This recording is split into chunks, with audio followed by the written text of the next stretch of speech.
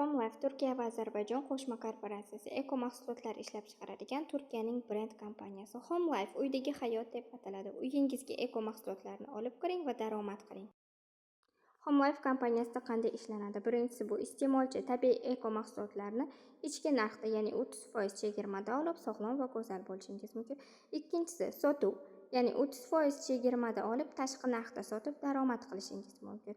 Uchinchisi bu sotuv menejeri, komanda qilib, reklama qilib daromad topishingiz mumkin.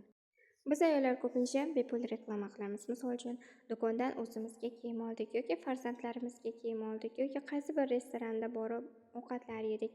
Mana shu joyni ovqatlari shirin ekan, mana shu do'konni kiyimlari sifatli, arzon ekan deb biz o'zimiz yaqinlarimizga, do'konlarimizga buni tavsiya qilamiz.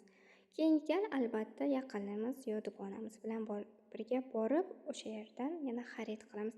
Lekin bizga o'sha do'kon sotuvchisi mana bu kiyim sizga sovg'aga, siz bizga mijoz keltirganingiz uchun yokida o'sha oshxona xodimlari mana bu ovqat sizga bonusga, bizga mijoz olib kelganingiz uchun deb bermaydi.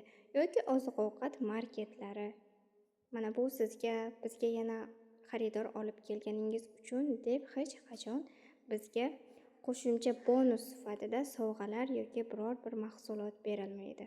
To'g'rimi? Bu kompaniyada siz xarid qilganingiz uchun sizga qo'shimcha sovg'alar beriladi. Boshqalarga tavsiya, reklama qilib, ularning xarididan ham 100% ballari sizga keladi. 400 mingga mahsulot xarid qildingiz, sizga ikkita sovg'a beriladi. Ikkita mahsulotni 65% chegirmada tanlab olish imkoniyati beriladi.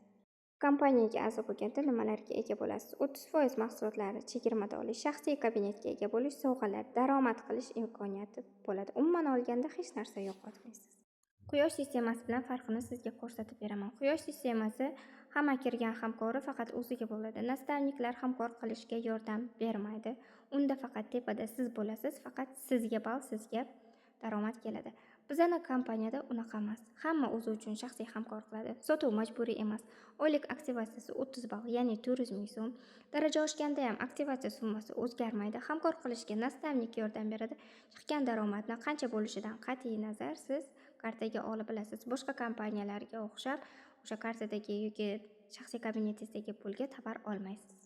Yangi kirib kelgan kompaniyada ish boshlashning sababi siz eng boshida turganingiz uchun lider va direktorlardan bo'lish imkoniyati juda ham yuqori. Hozir sizga direktor lavozimini oddiy qilib tushuntirib beraman, qisqacha qilib.